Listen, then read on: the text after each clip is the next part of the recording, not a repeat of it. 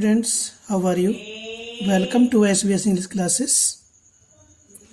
We are here to transform complex sentence into simple sentence under transformation. तो हम यहाँ पर डियर स्टूडेंट्स कॉम्प्लेक्स सेंटेंस को simple sentence में चेंज करना, कुछ नियम है इसके दो, उनको हम पढ़ लेते हैं। कॉम्प्लेक्स सेंटेंस में कम से कम 2 फाइनाइट वर्ब अवश्य होती हैं, 2 से अधिक भी हो सकती हैं, और सिंपल सेंटेंस में केवल एक ही फाइनाइट वर्ब होती है। नंबर 2, प्राय सबऑर्डिनेट क्लॉज को आवश्यकता व नियम अनुसार किसी शब्द या फ्रेज में बदल देते हैं। ठीक है स्टूडेंट्स, तो ये हमें ट्रांसफॉर्मेशन करना है, कॉम्प्लेक्स से सिंपल बनाना है। तो मेरी सलाह है कि इससे पहले कॉम्प्लेक्स बनाने वाले सेंटेंस के जो भी रूल्स हैं, सिंपल सेंटेंस बनाने के जो भी रूल्स हैं, उनको अवश्य स्टडी कर लें। इनकी हमने वीडियो बनाई है प्लेलिस्ट पर, चैनल पर प्लेलिस्ट में ये आपको मिलेंगे, वहाँ से आप इसको स्टडी करें। तो आइए हम आपको एग्जाम्पल नंबर 1 एक्सप्लेन करते हैं। नंबर 1 है, he is responsible for what he does. वह जिम्मेदार है फॉर व्हाट, उस चीज़ के लिए कि वह क्या करता है। तो ये डज आ रहा है, डज मीन्स करना होता है। इसका हम बनाएंगे, ये हमारा सबऑर्डिनेट क्लॉज है, नाउन सबऑर्डिनेट क्लॉज। तो इस नाउन सबऑर्डिनेट क्लॉज का हम क्या बनाएंगे, शब्द बनाएंगे, फ्रेज बनाएंगे। जो डज है इसका ये डू वर्ब से बना हुआ है डज, और इसका नाउन होता है डीड्स। तो इसमें व्हाट ही डज को हटा करके इस वर्ब का नाउन बना देंगे। ठीक है, तो पार्ट्स ऑफ स्पीच चेंज करना। ठीक है, हालांकि यह भी उस टॉपिक के अंतर्गत नहीं है जिसमें पार्ट्स ऑफ स्पीच चेंज की जाती है, बदल दी जाती है, लेकिन फिर भी यहाँ इस चीज़ की आवश्यकता है। तो हमें वर्ब का नाउन कैसे बनता है, डज वर्ब का नाउन क्या होता है, ये हमें जानकारी होनी चाहिए, तभी इसमें परिवर्तन संभव है। तो डज का हमने बताया, डज ये वर्ब है सिंगुलर नंबर के अनुसार, इसमें मेन वर्ब है डू। तो डू वर्ब का नाउन होता है डीड। तो हो जाएगा ही इज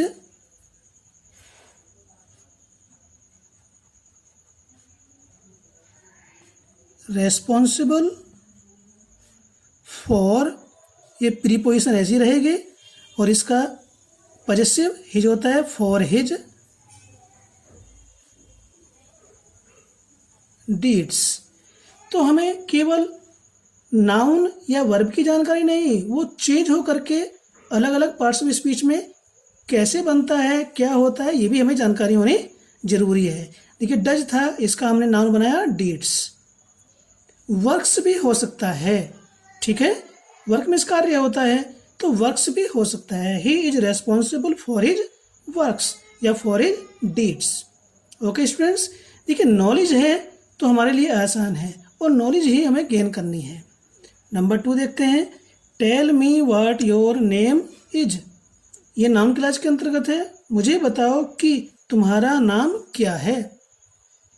तो इसमें क्या होगा, व्हाट और इज को इसमें हम डिलीट कर देंगे, ये हमारे शब्द पहले से ही हैं, अब इसमें कोई भी नया शब्द बनाने की आवश्यकता नहीं है। तो मुझे क्या होगा, सेंटेंस सिंपल, मुझे अपना नाम बताओ, बस कितना आसान है। Tell me your name. आसान तभी है डियर स्टूडेंट्स जब हम कुछ करेंगे, ठीक है, अदरवाइज ये कठिन ही लगेगा। He was sorry that he was absent. वह, उसे अफसोस था, उसे खेद था कि वह अनुपस्थित था। तो देखिए यहाँ पर क्या होगा, इस नाउन क्लॉज को हम फ्रेज में बदल देंगे, और यहाँ भी पार्ट्स ऑफ स्पीच चेंज होगी। किस प्रकार से होगी यहाँ पर देखेंगे आप। ही was sorry। देखिए सॉरी के बाद प्रीपोजिशन क्या आती है यह हमें जानकारी होनी चाहिए। सॉरी के बाद प्रीपोजिशन आती है फॉर। तो ये आवश्यकता अनुसार नियम अनुसार हमें ये परिवर्तन करना पड़ेगा। जैसी डिमांड है जैसी रिक्वायरमेंट है उसी के अनुसार और जैसा रूल है उसी को अप्लाई करना पड़ेगा। He was sorry for. अब जो इसमें एब्सेंट दे रखा है ये दो तरीके से हो सकता है। एक तो ये है कि इसमें दैट और ही को डिलीट करेंगे और वाज है बी फॉर्म। बी का हम जीर्ण बनाएंगे बीइंग। बी में ये तो है बी फॉर्म और इसमें जोड़ देंगे ing फॉर बीइंग एब्सेंट। एक तो तरीका ये है, यहाँ पर हमने जीर्ण का प्रयोग किया है। ये प्रीपोजिशन है, सॉरी के बाद फॉर ही आता है, प्रीपोजिशन का ध्यान रखना है। और वाज को हमने बीइंग में चेंज कर दिया एब्सेंट। और दूसरा तरीका ये है ही वाज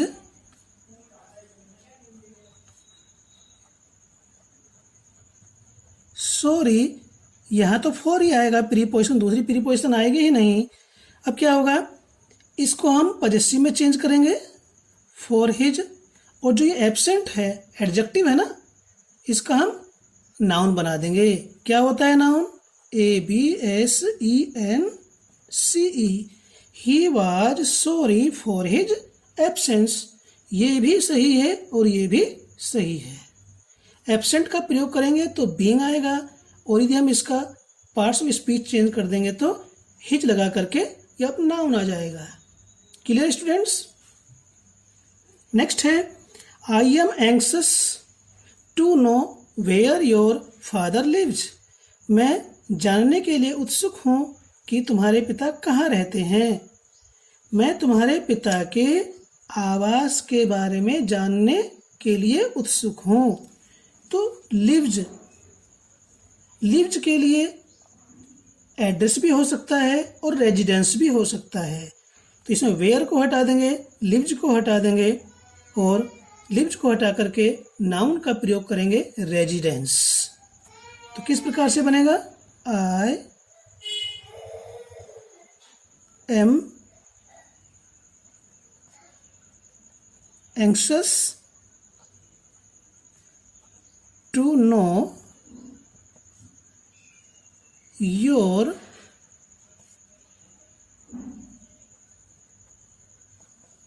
फादर। पिता का है तो इसमें अपोस्ट्रोफी एस भी लगेगा। तुम्हारे पिता का रेजिडेंस।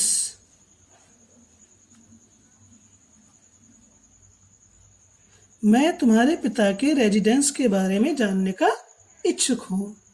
यह टू नो योर फादर है ना। इस रेजिडेंस के स्थान पर हम क्या प्रयोग करेंगे, ये मैं स्लैश में लिख रहा हूं यहाँ पर,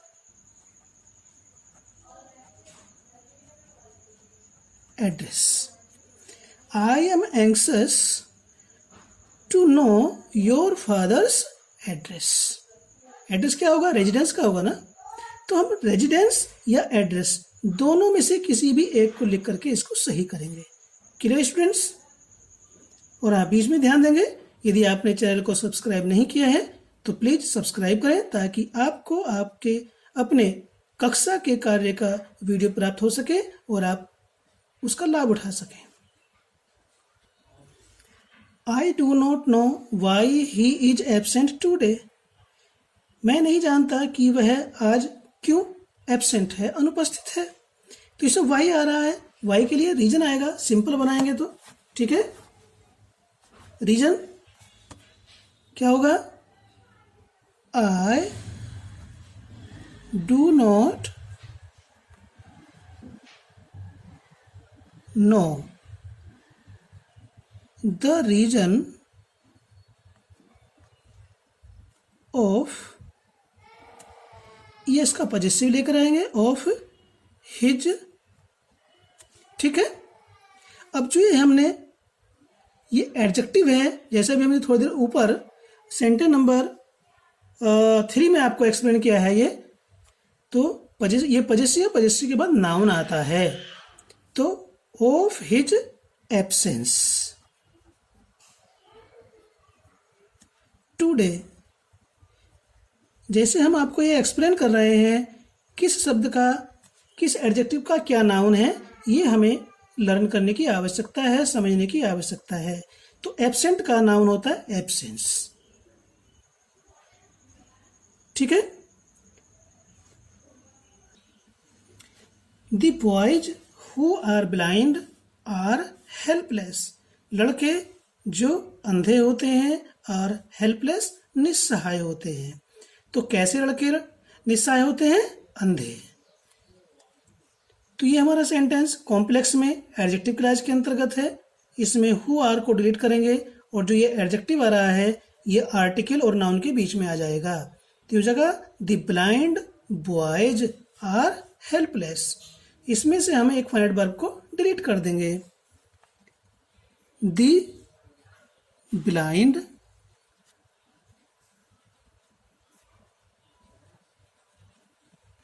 बॉयज आर हेल्पलेस। ये सिंपल है, ये कॉम्प्लेक्स है। हम कॉम्प्लेक्स से सिंपल में आ रहे हैं और अब सिंपल से फिर कॉम्प्लेक्स में जाएं तो ठीक कहाँ क्या परिवर्तन हो रहा है, कौन सा शब्द कहाँ से हट करके कहाँ रखा जा रहा है, तो डियर स्टूडेंट्स इस बात को समझने की आवश्यकता है। जब हम इसको समझेंगे तभी ये काम आसान होगा। नेक्स्ट देखते हैं। A dog which barks seldom bytes. एक कुत्ता जो भौंकता है सेल्डम कभी ही काटता है, काटता नहीं है। तो क्या होगा? कैसा कुत्ता कभी ही काटता है या मुश्किल से ही काटता है? भौंकने वाला। तो इसका हम इस वर्ब का प्रेजेंट पार्टिसिपल बनाएंगे।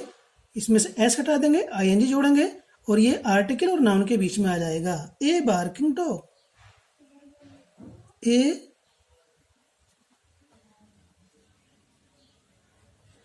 Barking dog seldom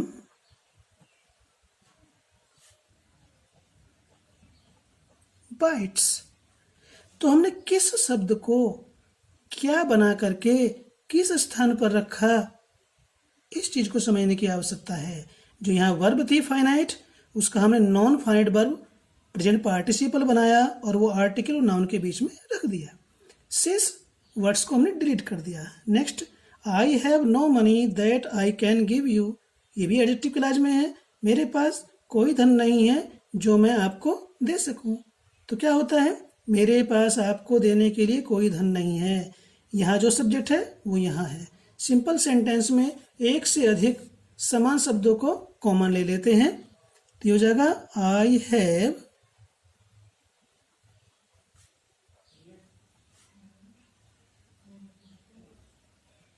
no money, that I can को हटा देंगे और जो ये गिव यू है इसका इन्फिनिटिव बना करके इस मनी नाउन के बाद रख देंगे।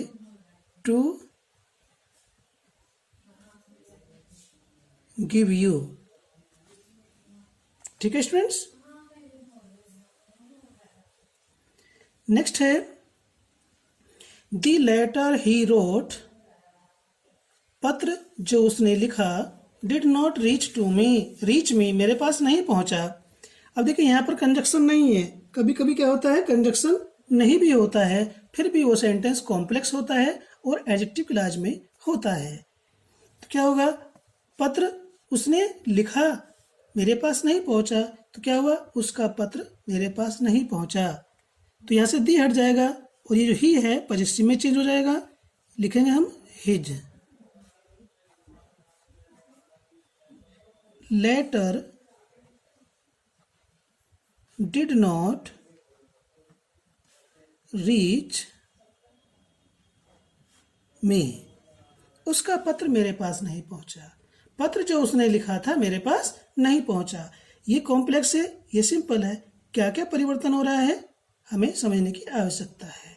समझना ही काम को आसान करता है डियर स्टूडेंट्स। तो इसलिए समझें, समझना ही हमारी एकमात्र आवश्यकता है और मजबूरी भी। नेक्स्ट है this shirt is so lose that I can not wear it.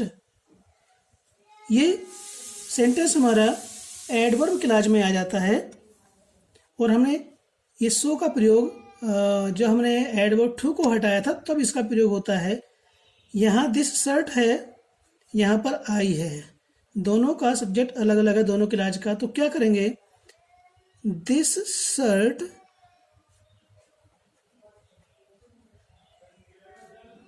Is, इस सो के स्थान पर टू का प्रयोग करेंगे।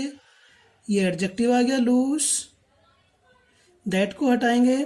अब चूंकि सब्जेक्ट दोनों के अलग अलग हैं, यदि एक होता यहाँ भी और यहाँ भी समान होता तो हम यहाँ पर इन्फिनेटिव ले आते, लेकिन अलग अलग हैं तो यहाँ प्रीपोजिशन फॉर का प्रयोग करेंगे। फॉर के बाद ये जो दूसरा डिफरेंट सब्जेक्ट है इसको ऑब्जेक्ट बनाकर रखेंगे।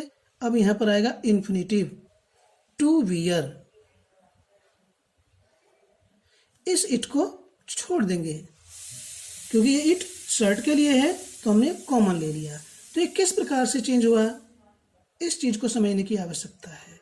हमने एक एक चीज आपको बताई, किसके स्थान पर क्या आएगा, क्यों हटेगा, क्यों आया है। ठीक है, नेक्स्ट देखते हैं। Ravi stayed at home because he was ill. Ravi घर पर ही रुका क्योंकि वह बीमार था। दोनों में सब्जेक्ट एक है, तो रवि घर क्यों रुका, बीमारी के कारण। तो ये जो बिकॉज कंजक्शन है इससे हमारी प्रीपोजिशन भी बनती है यदि हम इसके बाद ऑफ का प्रयोग करते हैं। Ravi stayed at home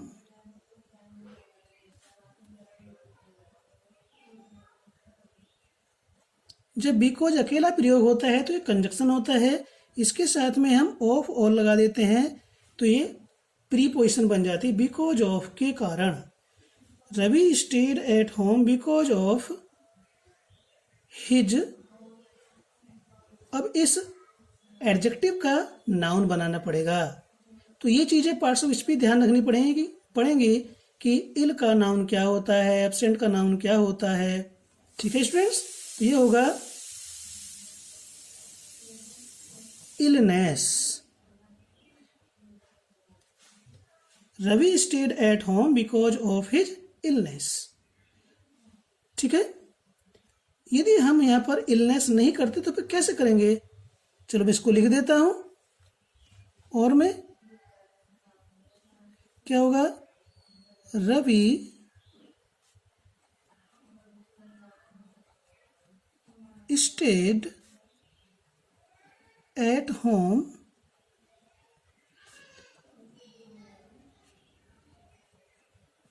because of. अब क्या करेंगे, अब यहाँ हिज नहीं लेकर आएंगे, इस वाज को जीरंड में चेंज कर देंगे। प्रीपोजिशन तो ये आ गई, ये बी की सेकंड फॉर्म है, इसको हम फर्स्ट में लेकर आएंगे तो बी हो जाएगा। इसका बनाएंगे जीरंड, ING लगा देंगे इसमें और ये इल का इल ही रहेगा। Ravi stayed at home because of being ill. बीमार होने के कारण रवि घर पर ही रुका। दोनों प्रकार से सही है, समझना आपके ऊपर है, आप किस प्रकार से समझते हैं। ठीक है students, everybody welcomed him when he arrived. प्रत्येक व्यक्ति ने उसका स्वागत किया जब वह पहुंचा। तो स्टूडेंट्स मैं बीच में ही आपको एक बात बताता हूं, देखिए वोकैबुलरी का होना उसी प्रकार से आवश्यक है जिस प्रकार से शॉपिंग करने के लिए हमारी जेब में मनी होनी चाहिए।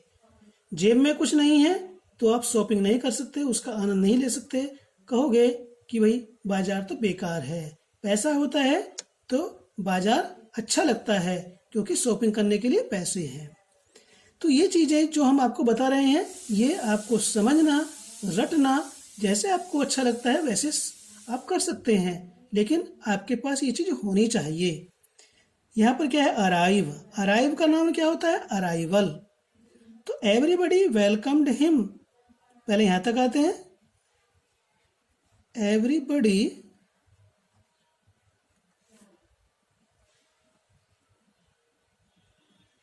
वेलकम्ड हिम, उसके आगमन के समय। तो यहाँ पर प्रीपोजिशन आएगी एट। अब इसका पजेसिव ले आते हैं हिम का। आया कौन है? हिम आया, तो एट हिज अराइवल।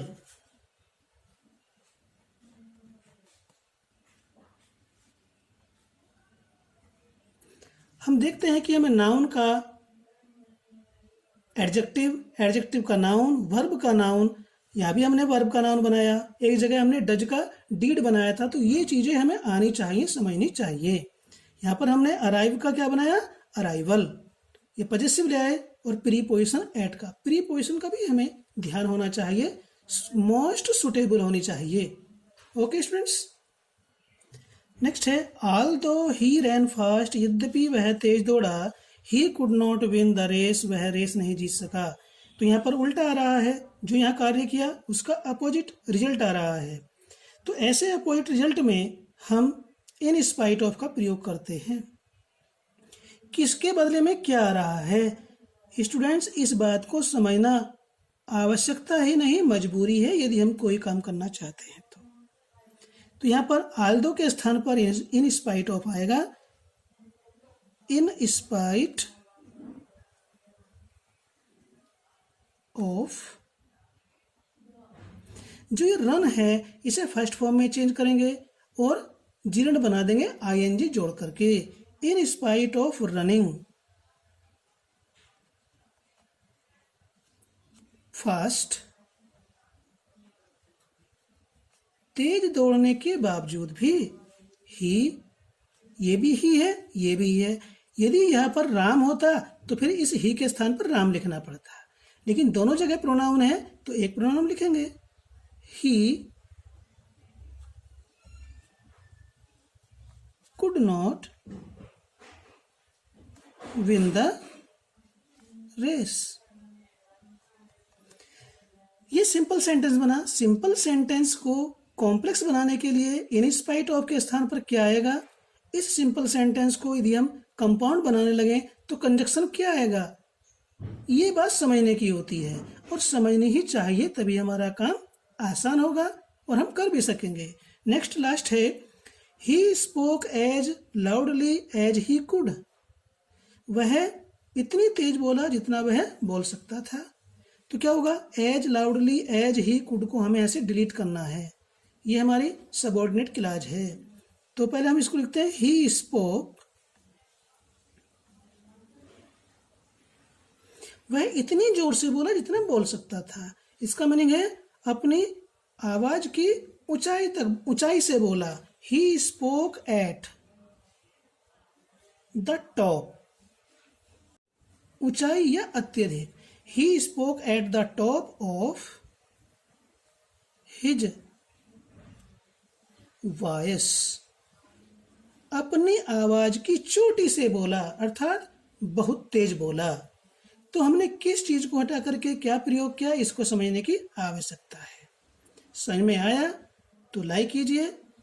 अब तक आपने चैनल को सब्सक्राइब नहीं किया तो सब्सक्राइब कीजिए, कमेंट कीजिए और अपने दोस्तों को शेयर भी कीजिए। धन्यवाद।